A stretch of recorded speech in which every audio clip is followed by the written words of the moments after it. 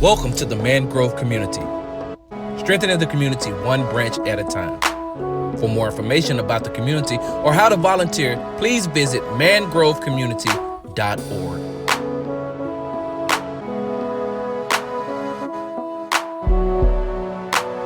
All right, so we're live. Thank you all for tuning in. Welcome back to another episode of Mangrove Community Presents Reasonable Doubt.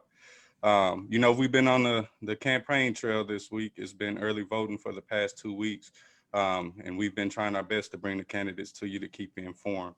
One thing I want to make sure that we address, I want to speak about before we get into some things today. And again, this is my personal opinions and thoughts. So I just want to put that disclaimer out there. I got news today, but I think it's something that's been out there that they're doing COVID vaccine trials.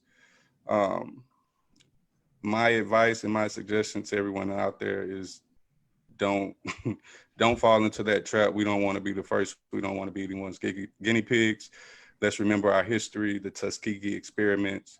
So let's not be the first to tap into this. So with no further ado, let's go ahead and get started. We have a very special guest here today. We have Taiva Bell. Sorry if I messed up the name. You good? Taiva Bell, sorry. And she's actually running for judge for Judicial District, the 339th Judicial District. So we want to welcome her on. Hello, how you doing today? I'm good. I'm cooling down. I've been out in the sun all day at these polling places, and it's hot in Texas. But yeah, and it's like we got some extra heat this year. Mm-hmm. So you've been working, huh? So to start off, let us know a little bit about you, your background, where you're from. Are you from Houston? I moved to Houston. I'm originally from Omaha, Nebraska. I moved to Houston when I was like 9. So, okay. I mean, I grew up here, kind of claiming when it's not hot like today. Right. It was really hot. Yeah. I went to school all over. I started off going to elementary school in Spring, Texas, and then we moved to Jersey Village. And then we moved further into Cypress. So I ended up going to like Campbell Junior High School, Air High School. Then I left and went to Spelman in Atlanta, Georgia for college, Iowa for law school, and came back home. I started off at the DA's office after I finished law school and did that for about 2.5 years under Chuck Rosenthal. It wasn't my fit. I left the DA's office and immediately began doing private practice criminal defense work. And in 2011, we opened up our first public defender's office in Harris County. And I've had family members that are represented by public defenders, and we were going to start it here and do it right. I wanted to be a part of it. Right. So I was a member of the felony trial section, and I've been there ever since, and I love it. Right. So public defender, that's perfect. And then you say you did your undergrad at Spelman, and then you ended up in Iowa. So did you just party that hard at Spelman that you needed to go out to the country? I'm just messing with you. Iowa was a good spot. I needed somewhere that was, my parents went to law school in Iowa, and I needed somewhere that was close to my grandma, was still in Omaha.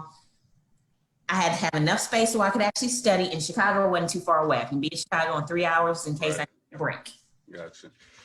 Cool. So how does that, your experience living in different places, different states, different part of the city, do you bring anything with you? Did you gain any experience or knowledge from the different areas and cultures that you carry with you today? I think the cultural experience I had that kind of shaped my ability to see other perspectives and showed me how important it is to look at other perspectives is when I was in college, my last year of school, I moved to London and I went to school at University College London and happened to be there for September 11th. Like we came in on September the 8th. When September 11th happened back home, I wasn't home. I was in London, getting off of I was getting off their metro or their tube out, and they have pictures of just, what happened to the Twin Towers. Like, what kind of sick people do pictures like this? Right. It's true. And then being in a political science major in a different country at the time, all of these things are being discussed, you get to different perspectives. Right. That just taught you how to look at it from not just your perspective, but somebody else's. Right. And that's That's always amazing to see those different perspectives. And I think that's what's going on a lot with today's climate, with all the conversations that are being had and things like that. We're finally able to open up our minds and understand one another's perspective on things, even the lack of understanding on things. So that's always where growth starts. So I'm glad you bring that with you, and that's a part of your base. Um, you talked about coming out and initially working in the DA's office, and you said it wasn't the right fit for you. What what really made you make that shift, or what did you see that made you want to go to the defense side? When I originally, I before I went to the DA and before I left, I never anticipated being a criminal defense attorney. That just wasn't what I wanted. When I was young, my dad was in the NAACP, and he used to get these letters. One of his friends was a prosecutor, and there was a letter that bothered me. And I asked Miss Shantae, and she was just like, I can handle that. And she did. And be in a position where you don't have to fight somebody else, you can see an injustice and you can be wrong because that's what you can do. It made me feel like that's what I wanted to do. And that's all I wanted to do. Right. If you asked me in college, I was going to be a prosecutor. The day after I finished taking the bar exam, I'm pre-committing for the district attorney's office before my results come in. But when I got there and I didn't have the discretion to do what I thought was the right thing, you can't make me choose. Right. And if you make me choose between what you want and what I believe is right, you don't get to keep me. Yeah. Makes sense. It makes a lot of sense. And going over to the public defender side, and I read up on, you did a little research, and in my research, it talked about the type of cases you've handled, including murder cases and things like that. And especially as being a public defender, I know that once you commit to take on a case, whether a person is guilty or not, you have to represent them to the best of your abilities. How do you put on that shield or that cloak to take your own personal emotions out of it and defend people to the best of your abilities? Because everybody coming in front of me deserves better. So I think sometimes we look at cases and we think the lawyer's gonna lie or they're gonna make some stuff up. I don't get to lie. I don't perform miracles. I don't get to walk on water. Right. What to do is provide the best defense possible for my client. And you got to go through me to get to my client. And no, I'm not going to step aside. Just because you don't have financial resources doesn't mean that you're not entitled to $1 million defense. Right. Justice shouldn't come just because you can afford it. You should get the same quality of justice even if you don't have the resources. My fight should be just as strong as a public defender as somebody who paid $1 million. At the end of the day, the only thing I can do is my job. And no, that's not to lie. That is to tell your story and allow them to see you as a person. We get in a phase where somebody does something wrong and we take away everything that's ever happened positive in their life. You have a punishment range. It doesn't just take into consideration what the crime was. It also takes into consideration every other day in that person's life. I think that everybody is better than the worst thing they've ever done and the worst person that they can be. I feel like we all have potential for growth. If I was judged on the worst thing that I ever did in my life, or that was how we assessed ourselves, so when I walk into court, I'm going to be prepared and I'm going to know the law. And I'm going to make sure that if they need to dot every I and cross every T, they will be dotted and they will be crossed. They missed one, it's my job as your advocate to point out that one was missed and you didn't make your case. Right. Cool. I love it. And I love the passion because that's something I've been talking about and I've been realizing as I speak with judges, people in office and running for office, is the money that's involved in the judicial system and how it does sway things one way or another. And for you to have that passion to say, hey, even if you're not paying me $1 million, I'm going to give you $1 million service. That's beautiful. And we definitely need people like that in office with that type of passion. And coming into this, do you think that there's any issues with the judicial system? Do you think there's racism, discrimination within the judicial system?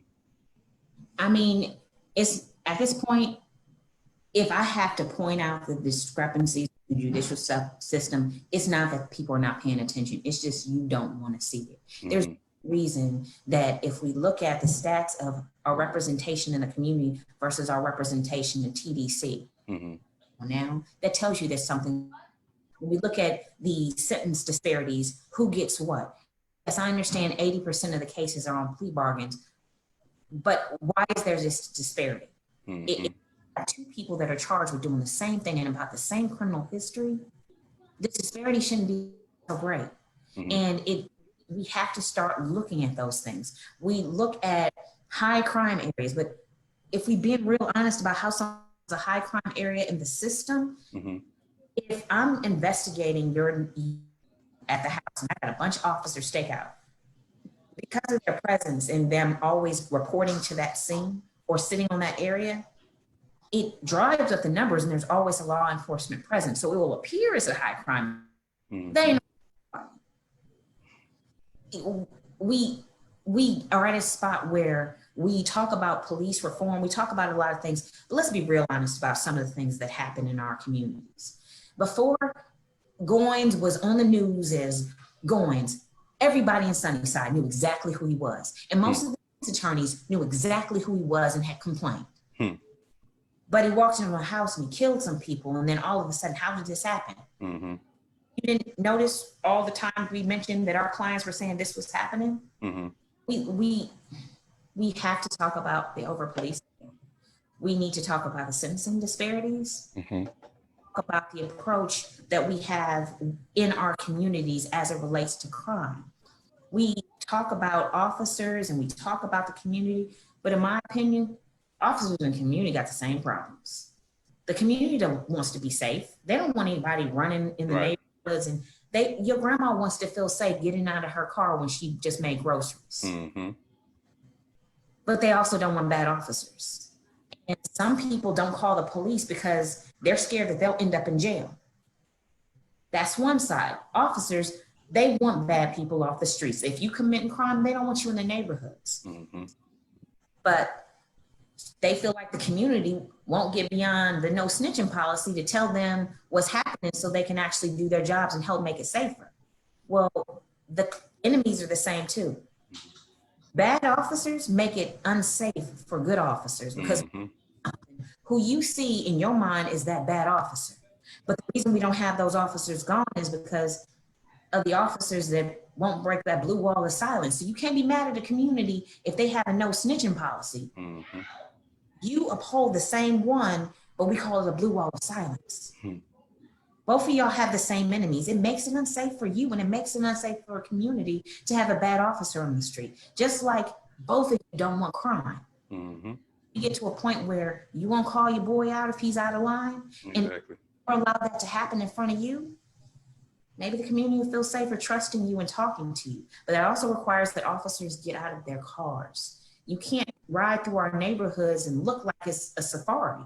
No, get out, talk to some people, build relationships, let them feel comfortable with you. Feel like you see them, you hear them, and y'all on the same team. That's the community. That's how you build the officer situation. But we got to get beyond just talking. And, you know, I always use this example to go along with exactly what you're talking about. If the officers are getting out of their cars and getting to know the people in the community, maybe Danny Ray Thomas would still be living today. He was a gentleman that had mental issues. Wife had killed his children 2 years prior. But 2 years later, he shot dead on the corner of Greens Road and Imperial Valley with his pants down around his ankle, fully exposed and his hands up. And he was killed that day. You know, maybe if the officers were familiar with people in that community, they maybe would have known he had mental issues and they would have brought out other resources to assist him with him instead of him being killed in the way that he was killed. And it's still no excuse, even with him having mental issues or not, the guy had his pants down around his ankle and hands up. But, you know, we're here today and we're still fighting this same fight. I definitely agree, you know, getting to know one another and on both sides, you know.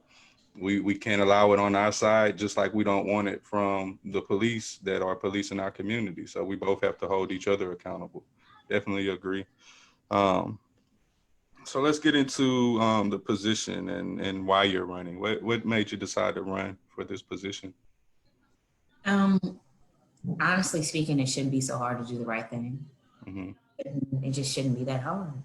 You get insist when you see things happen in the system over and over and over again, and you see the same people fall through the same cracks, and you know there's solutions to the problem. There are things that we can do right now that would definitely make a difference. But we ain't doing those things. Mhm. Sick and tired of being sick and tired. You get sick and tired of being in a position where it's one of those situations where you can repeat what's going to happen. This is going to happen. He's going to be placed on probation. He's not going to make this probation because these are the issues. He's going to end up in TDC, and this will be a cycle for life. Mhm. We have young kids that come and they get placed on probation. The judge, most of the cases, 80% are plea bargains. The judge is not responsible for putting them on probation. The judge is responsible for monitoring, adding conditions of probation. We get questions like, are you in school? Mhm. And do you go to work? Well, we don't ask the kids questions that we really need answers to in order to guide them in the right direction. Like, who do you live with? Mhm. If you live with your grandma, what's up with your mom and your dad? What are you going? How many times have you moved schools? Right. Changing schools every 6 months because y'all getting evicted? What is your mom and dad's work schedule? Because some parents working 3 jobs just to make sure that their kids eat. And no, if you're working that hard, you don't get to spend that much time with them. But when you're there, idle time. As a judge, you would want to fill up those times with positive influences to make sure that not only do you give them a shot, you give them the tools that they need to actually be successful. There's no reason that we don't have mentorship for our kids on probation. That, if you're between the ages of 17 and 25, studies have shown that if you have a mentor or somebody that you can rely on that is a little older than you in your community, you're more likely to not reoffend. For mentorship. We have a situation where we understand the parents are present. We understand that in a lot of situations, there's no real positive role model. But we also have our seniors who constantly talk about nobody comes to visit them. They have all this wisdom, they have all this knowledge, and they have time for the kids that, let's be honest, nobody has time for. But we never began to link the two up in order to use our history to mold our future. That doesn't make sense to me. I can be, as a prosecutor, I can tell you, you would sit in on some cases and you know this person is going to be messed up. Way too much happened. It was too much trauma. They ain't going to get through that on their own. What happens when that person makes too much money to afford MHMRA, but not enough money in order to get it done on their own? MHMRA. Mental health treatment. Okay. Through the county. What happens when, no, because of what you make, we feel like you should do it on your own, but what they're not taking into consideration is my check ain't stretching barely enough to pay my bills for a counselor. That person goes untreated. And I can tell you, being independent for the last 9 years, when you get to the mitigation part, you're looking into the person's history and what makes them tick. This is something that comes up over and over and over. The person was originally a victim of crime. If we know that this is a cycle that repeats, if you don't get help and we know you can't afford help, why don't we offer those resources and make the person that just took the probation from doing the dirt pay for that? Because part of it is making the person whole. Do that. When you see things like that and it's not happening and that is perpetuating what's going on in our neighborhoods, I figured step up and do those things. Yeah. So as a judge in that position, and maybe you know, maybe you don't, who is running? I mean, how far does your reach go in that position? Do you have the power to put mentoring programs in place for people that come through your courts? Yes, according to the laws set up, the judge is responsible for setting up the conditions of probation. I set the terms. I decide when the probation is revoked. I decide when the probation is early terminated. I get to make those decisions. And I think we talk about judges in this one-dimensional capacity. The judge is the person that assigns the sentence. They need to be fair. They need to recognize the humanity in every single person that comes in front of them. I agree with all those things. But the judge is also responsible for the sentencing. And that means any punishment you give should be geared towards making something better, making somebody better. So we should be asking, how are you going to do your job in a way that helps make things better? Because your job is to implement those conditions. And one would hope that those conditions would be geared at not only helping improve the person that's in front of you, but doing it in a way that also helps improve the community. Right. And then what, could you explain mitigation to us for those who don't know what mitigation is? Sorry, No. And I'm glad you went that way. I was going here anyway. Thank you for the segue. Now, mitigation is when you gather the back history and all the information for somebody, so you mitigate their punishment. Yeah, I agree, all this thing happened, but let's look at the whole person. Those are when you look at things like how many schools did they go into? What was their child life like? Did they trauma? Is there drug abuse? What was a person's mental state at the time? What were their grades? Did they fully understand? Do they have the IQ level to fully appreciate? You do a deep search into everything about that person's life. You want to talk to old teachers. You want to talk to everybody to be able to present the total package of who this person is in order to say, yes, we agree this happened, but let's look at all of them and look how we could have ended up here. Right. Present the picture and allow for a sentencing more reflective of who the person is as opposed to what happened on that one day. Gotcha. Is that something that costs? How does mitigation work as far as? Generally, that's done by the defense attorney. Okay. Like when I'm as a public defender, when I present my case, I don't care if I think they're going to find you not guilty. I need to prepare mitigation. When I start my case, I need to start doing things like subpoenaing your school records. I need to find out who your favorite teachers were. I need to find out if you were in special education classes. I need to find out through your school records how many times you moved, who you lived with.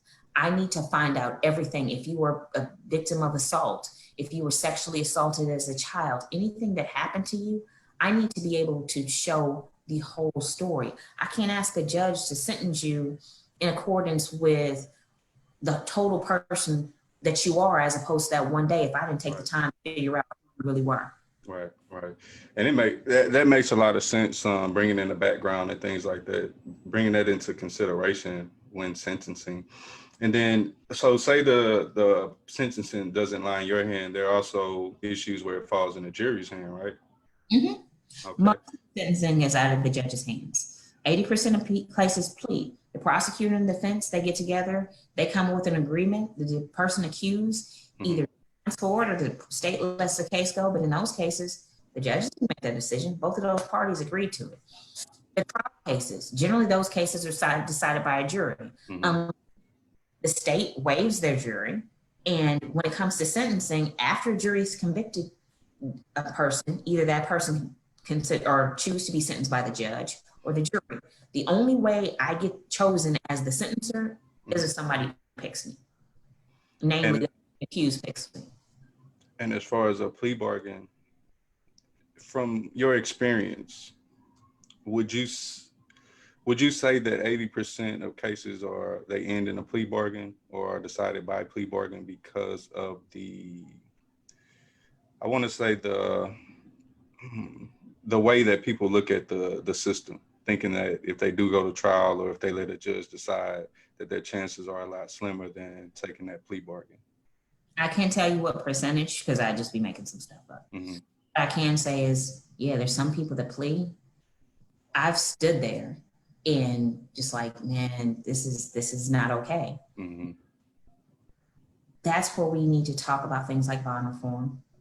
If you have somebody charged with a possession of controlled substance case, violent history, the punishment range is 6 months to 2 years on the case. You know the resets are for a month apiece. And if the state gets 90 days. So if you go that first 3 months, that 90 days, you halfway towards the sentence. Now, let's say at the 90-day mark, and they usually do it in the 90 days, but that's for court setting, so that's 4 months. You're 2 months away from a minimum. You can show up to court day one and they can offer you a time served on it, but it counts as a felony on your record. People make the choice not because they did that, but if you can go home and you get to keep your job, you don't lose your apartment, you get to be with your kids. It's kind of hard for some people to say, I'm still fighting. Right. on the cusp of losing everything, you've I understand, but I got too much to lose. Right. You have the conversation and you tell them, wait, you think it's a good idea right now, but understand if you take a felony conviction, the really nice apartment you want to live in, you don't get to live there. Because Right. you know how you really want to be there for your kids? Well, here's the thing. It's shown that if you're present for your kids make they have a better chance of excelling in school. But understand that if you take this felony, you're not going to get BIP certified. So that means all those field trips, you will never go on. Right. And that child's life at school, the thing that'll make them a better student, you don't get to do that either. And this is something that will follow you for the rest of your life. And I've had people still saying, Miss, you don't understand. I got to get out for my family. Mm-hmm. Drug cases that are not, I have terrible criminal history. These are cases that there's no reason for them being in jail other than they just didn't have the financial resources to afford bond. When somebody doesn't have $500 to get on a bond, we look at it in terms of, they should be together. But the real situation is the Hearses is a community more, because when they're not home with their family, and who's taking care of the kids in the interim? They lose the job. Are they going to get to keep the apartment? Right. That kid their feeling and start acting out. When they go to school and they act out and the teacher is dealing with them instead of dealing with the other kids, those are the prices we pay.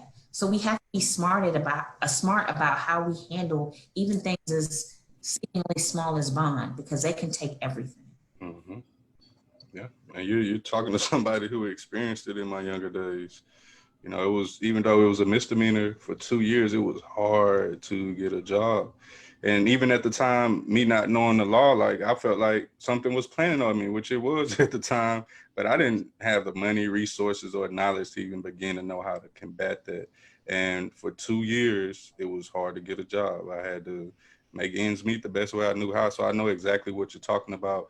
And then you have people that are in a worse situation than I was at the time to begin with, and they have to make those decisions to keep life going or not. And, that's why looking at restorative justice in all of this, where we're actually coming up with, or we're asking the question, why first? Why are you in this situation? And like you say, looking at that person's background and trying to come up with resources and opportunities to pull them out of that situation so they don't get caught up in that vicious cycle that we're used to seeing also well now. I don't. Days. A situation. I love your passion, and we actually just got a message from one of our viewers. I'm sorry. Oh, no. All I was saying is I don't want it to be a situation where they just don't get caught up in the cycle. Mm-hmm. Now, coming to the courthouse, I want to create a new cycle. I want to have programs that are geared at getting you to a trade school or getting you to a college, because I look at our fail rate at our probation now. What about if instead of the kids failing at probation, what about if we were able to push those kids to college? Mm-hmm. And part of that is giving them free tutoring on the college campus that's currently available, but nobody uses. What about if they walk on those college campuses? When they become a college student and they stand up in the dorm and their little brother visits them in the dorm, they see that as their future. Mm-hmm. If the studies show after the first person graduates college, it opens it up to the whole family, open this mess up. Right. The kids there, yes, you had to come in through the criminal justice system. I want to send you out a different way. Mm-hmm. And change what's going on in our neighborhoods through you. Beautiful. I love it. So let us know where we can find you for the rest of this week. I know tomorrow is the last day of early voting, and then the runoff election is on July 14th. So yes, tomorrow's the last day of early voting. Today was quite a few places. I went to originally to the West Gray location for a while, and then I went to the Meg Wheatley, that was the last one. Then I went to the Resurrection Church over in the Heights to sit and talk to voters for a while. Mm-hmm. I left there and I went to Meg Wheatley way out in Cypress. I grew up in Cypress, so I had to go by there and stay there for hours in the hot sun until I felt like I was a little black piece of bacon. And then I did an interview, and then I went to Sunnyside for a while and, talked to people there.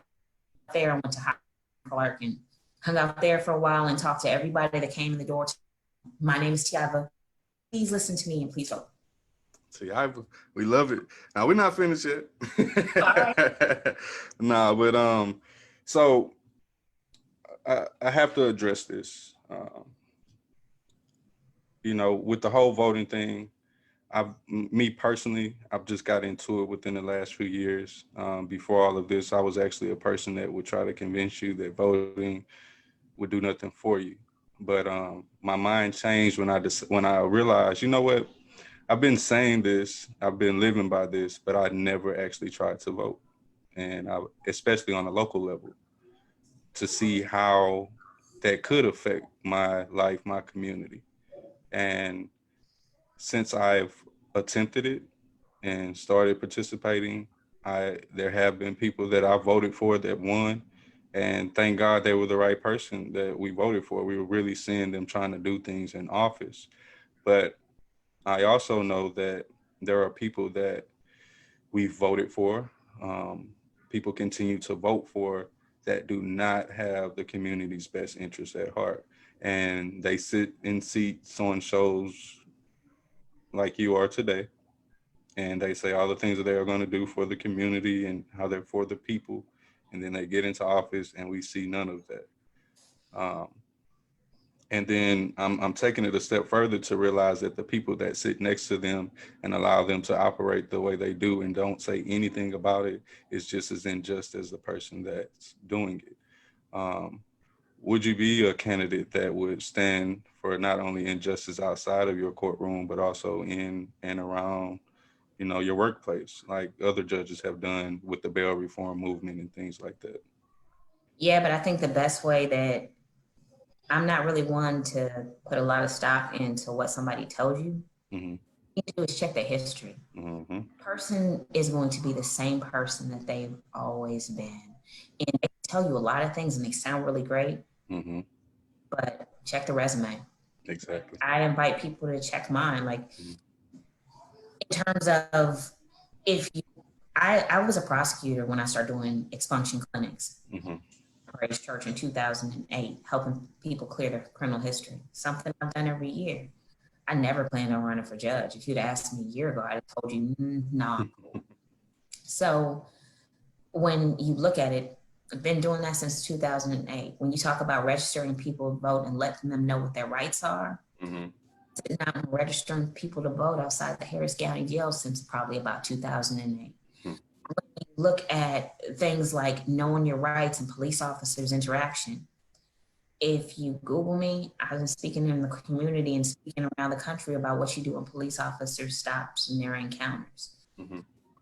Like, it is who I am. A lot of people are walking around for the first time talking about Black Lives Matter, but one of the organizers of Black Lives Matter, I laugh because we talk now, but the time we met is when I organized a protest after Alvin Brazil got shot on Cullen, Mm-hmm. right over there by Bugs. By the gas station, right?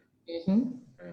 Right across the street from it, in the center of the street. They told him to put his hands down, and he had a weapon in his hands. And common sense says, if I have a weapon in my hands and I put it down, gun is gonna come down too. And I understand that made you nervous, but if you were that nervous type, got some questions as to whether this should be a job for you. Just like I'm not somebody who needs to have a gun, because I feel like if you come in my house late at night, even if you're my husband, I'm a little nervous and I might grab that mess. So no, I don't have access, but I can realize that in me. If you have bias or you are in a position where some people make you nervous, being an officer is not the job for you. Not saying you're a bad person, not saying you have ill will, saying it takes a lot.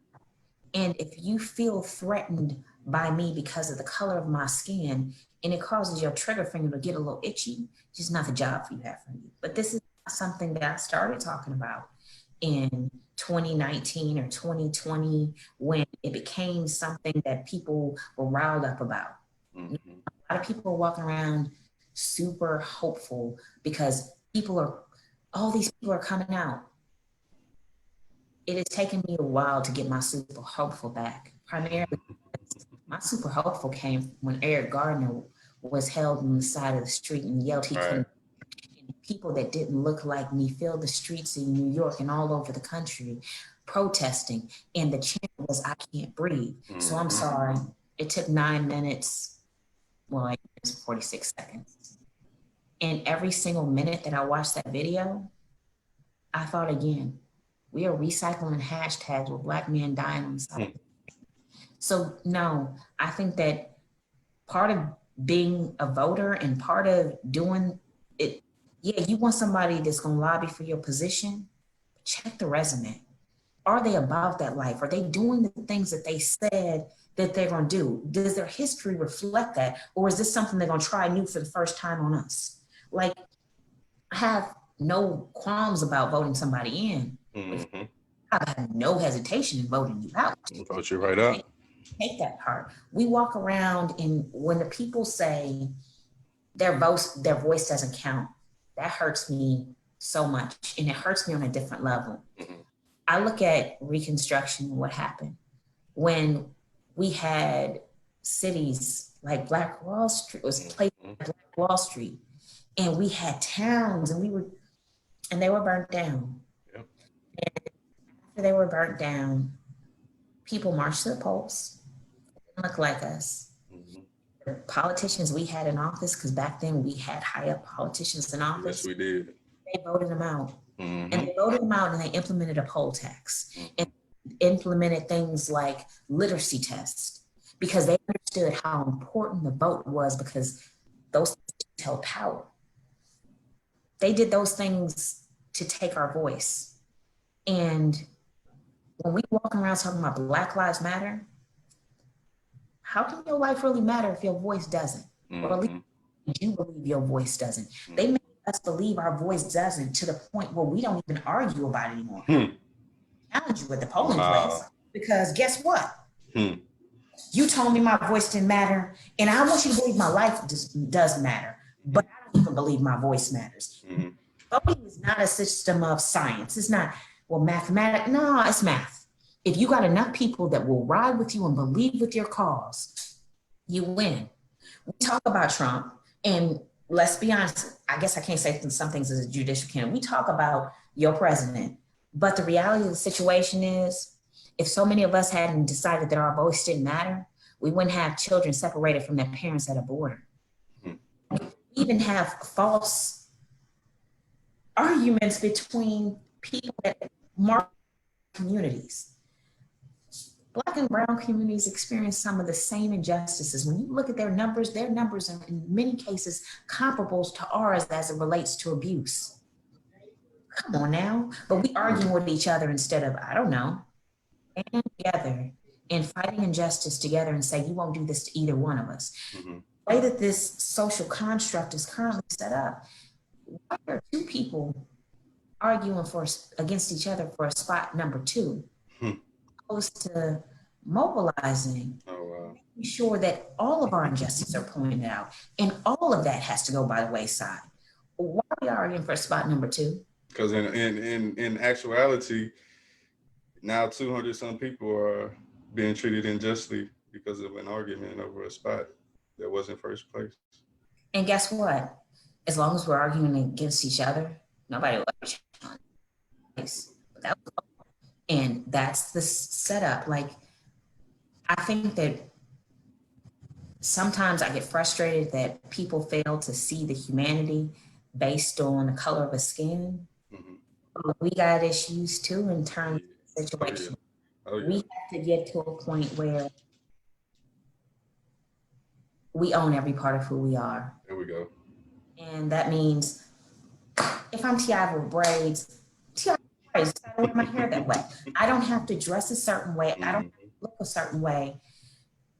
I don't have to fit into a box, because the minute I choose to always fit into a box, that means that all the things that were positive about me that are present in everybody else in my community, you just take those things away. You're the exception. I ain't the exception. I'm everybody else. Well, I can tell you what, Tab, no matter whether you wear braids, dreads, natural, whatever, the moment you open up your mouth, your heart, your spirit, your passion, it all shines through. Your intelligence. Man, that's beautiful. And I love what you said about checking a person's resume. I was actually having a conversation with someone about this just the other day, that a position in an office position or elected position should only elevate what you're already doing. You shouldn't be voting for that candidate that's going to tell you what they're going to do when they get in office if they're not already doing it in some form or fashion. Because like you say, that office is just to elevate you, what you believe in, what you're passionate about, and to make the resources available for more people. And that's just what it is. Beautiful. Before you go, since you do talk to, you say you travel the country telling the people what to do when approached by police and things like that, and how all parties can walk away. Can you give us a little insight on that? Yes, but I also got to do a plug for the public defender's office. We are your rights training at the PD's office. We have a bunch of attorneys that will come out, church group, local complex, no matter, they will come out. All you have to do is go to the Harris County Public Defender's office, and there's a link that you can sign up to have a speaker come out. You sign that link. Lori Gooch, who is also Spelman grad, working in the public defender's office, will assign somebody, and somebody will show up. It will not cost you a dime. We give speeches on knowing your rights. We also give speeches or give presentations on what to do in a juvenile situation for juveniles, so they understand the process. But we also do it for parents, so they understand the process and what the rights are. Your rights are so much, they're reduced in the juvenile setting, and you need to know that.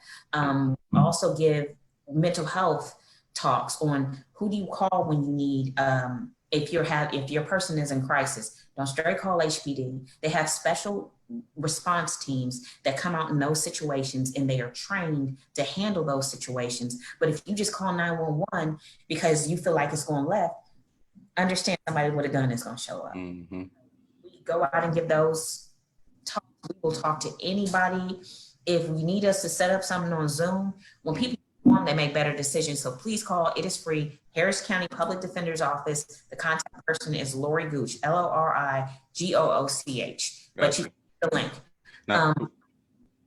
Police encounters here. What I strongly recommend people do is, first off, I tell them, you offer respect. And I understand some people are like, I ain't got to give respect. Respect is earned. Sometimes, in my opinion, an officer earns respect by taking a job.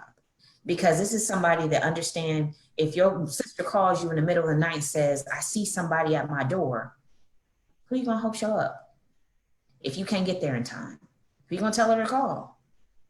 If you 45 minutes away, you want her to call the police, and you want to trust that somebody will come there to her aid. This person is assigned to run and protect this person. Even if all of them don't do it, they signed up, the good ones signed up to do that job. So out of the fact that you're gonna run and try to catch a bullet for me, we're gonna start off this kind of encounter with a certain level of respect. And even if you feel that way, your mama raised you to teach people, treat people with respect. So honor your mama, and we ain't gonna go left. Always be polite. The reason I say be polite is when I play your video recording in court, and I do record you record. You need to practice recording. Do not start grabbing for your phone to record after the stop is initiated, because then you'll end up in a situation where they tell you they thought you were reaching for a gun. So as you're slowing to pull over, you put on your hazards, you hit record, you sit the phone down. It's not something that you need to be holding up, oh, I got you. The words will be enough. In many cases, the words will be enough, especially since most of the officers now are being required to wear body cam. You're polite, you're respectful. When they ask you, hey, can I search the car? The answer to that question is no. The answer to that question is always no. The reason the question is no is because you don't know what's in your car. You're not the only person that's ever rode in your car. You probably not the only time you've been stopped. You might have been in a car with a friend. Police were about to pull you over. He got a little nervous a couple of weeks ago, dropped something in your car. He was so happy y'all made it out without getting arrested. He forgot to pick it up. You searched the car and you're the only person in the car. You just became responsible for your friend's stuff. And if it's a felony, no, he's not going to sign an affidavit for you. So you pull over. After you pull over, you're not holding your phone. Hands on the steering wheel. If they ask you to retrieve your license, look, this is my license. Do not let them go in your pocket to retrieve the license. That is a search. And if they find something in your pocket because you said yes to allow them to reach in your pocket, at that time, they will be allowed to keep whatever they found in your pocket. So instead, the answer is, my license is in my pocket. Let me go get it. Let me get it for you. No, thank you, sir. It's okay. I don't want you to search my pocket. So you get the license, you hand it to them, even if they hell out of line and they cussing and treating you like trash. Remember, your stuff is being recorded. Mm-hmm. To hear you sounding super reasonable, and this officer seeming hell out of line, because on those tapes, we don't even make it to trial. Those cases dismissed day one. Mm-hmm.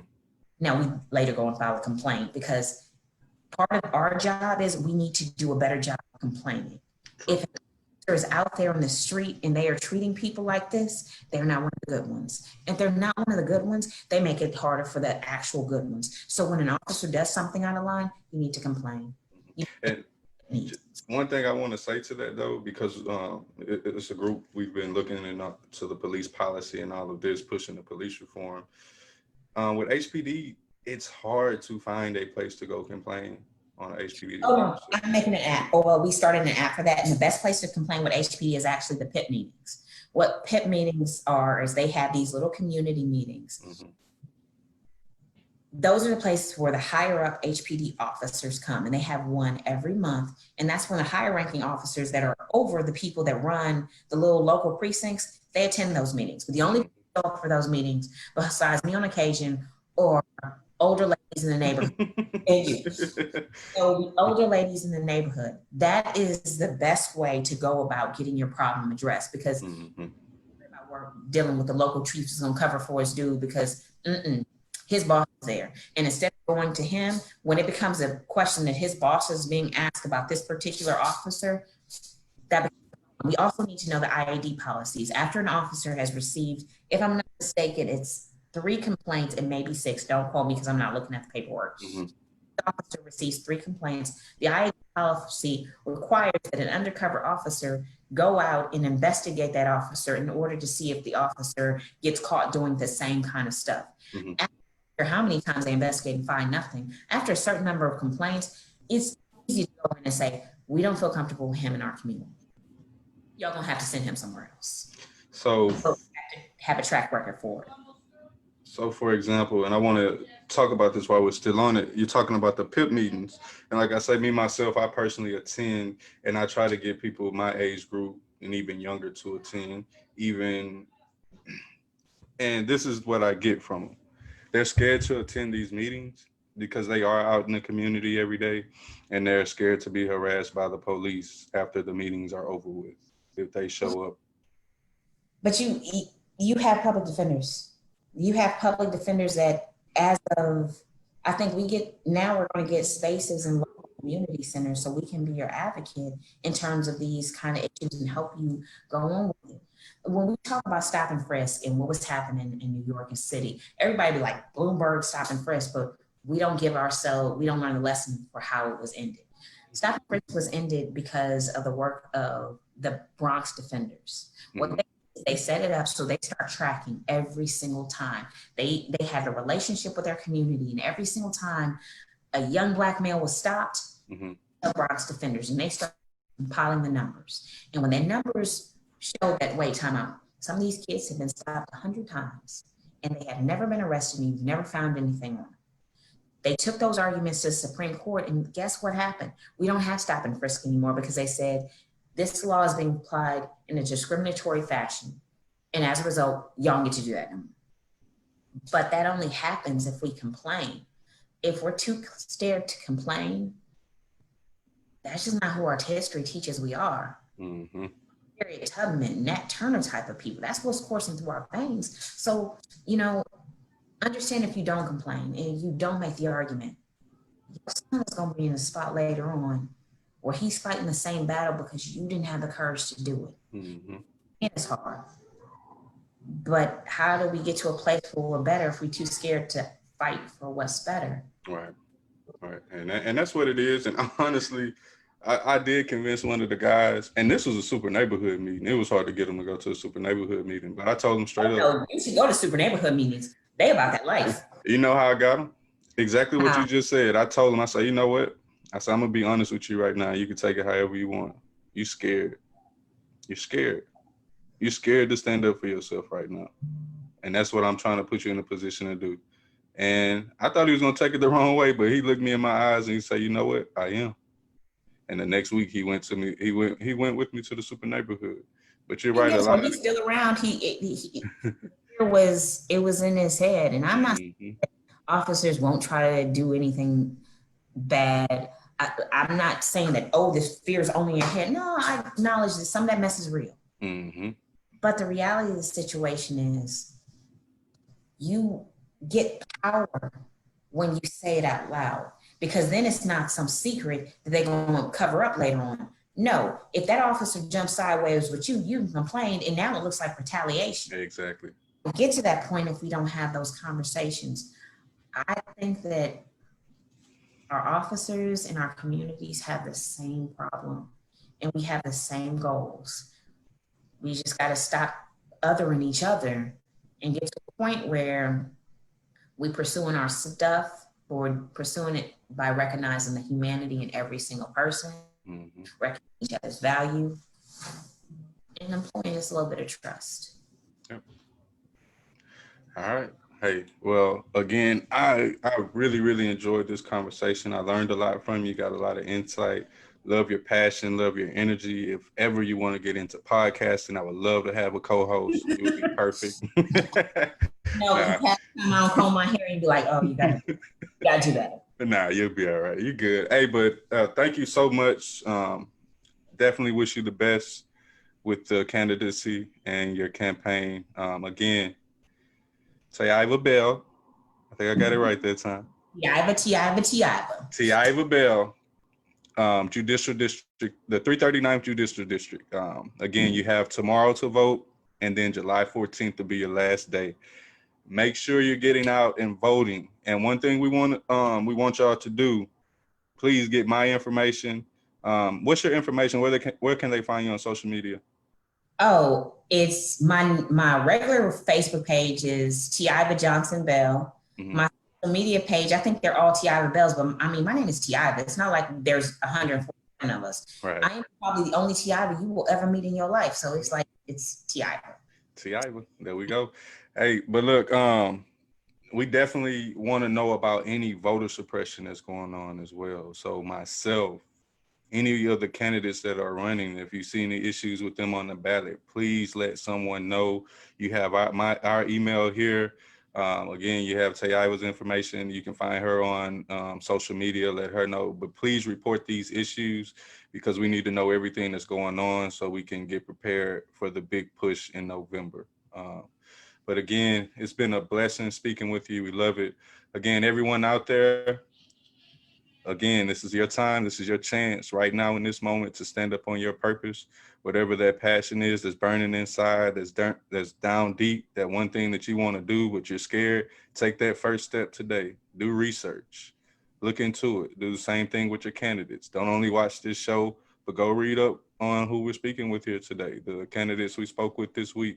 Go read up on them, do your own research, see that they're doing the work, been doing the work, and we want to assist them in doing a bigger and better job. Again, y'all stay safe out there. Peace and blessings.